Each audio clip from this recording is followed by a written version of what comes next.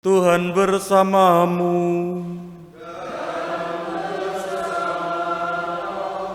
Inilah Injil suci menurut Lukas.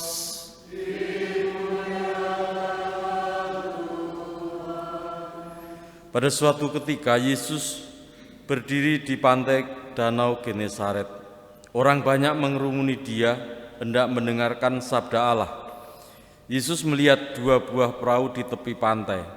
Nelayan-nelayannya telah turun dan sedang membasuh jala. Ia naik ke dalam salah satu perahu itu, yaitu perahu Simon, dan menyuruh dia supaya menolakkan perahu itu sedikit jauh dari pantai.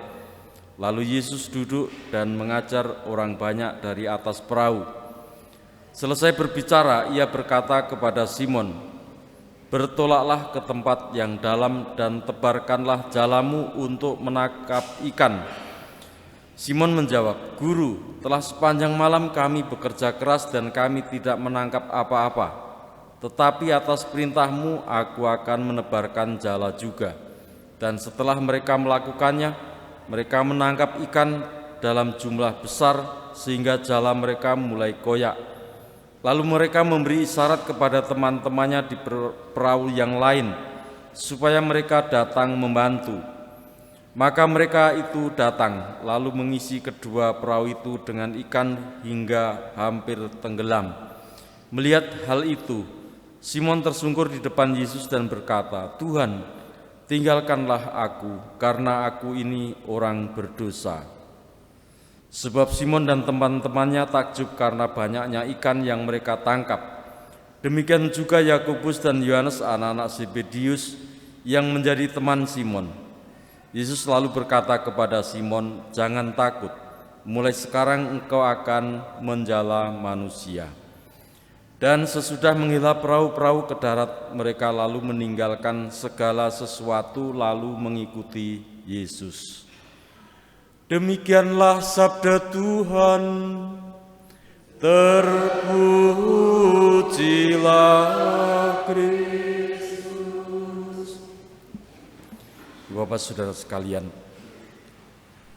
melihat kisah dari sisi Simon dan kawan-kawan mencari ikan demi kehidupan keluarga dan kehidupan dirinya. Dan mereka dikatakan tidak memperoleh sesuatu. Dengan kata lain, perjuangannya sia-sia, tidak ada gunanya.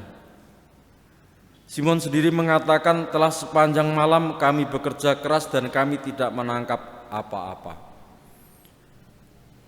Lalu terjadi perubahan ketika Yesus bersabda, "Bertolaklah ke tempat yang lebih dalam dan tebarkanlah jalamu."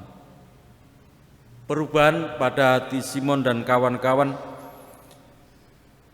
yang mestinya mereka tahu waktunya sudah pulang, artinya meninggalkan danau, ikan sudah turun semua dan mereka tidak mungkin menangkap ikan. Namun ada titik balik, yaitu kerendahan hati Simon dan kawan-kawan untuk mendengar dan percaya akan sabda Yesus. Mereka pun menebarkan jala itu dan mendapat hasil yang sangat luar biasa.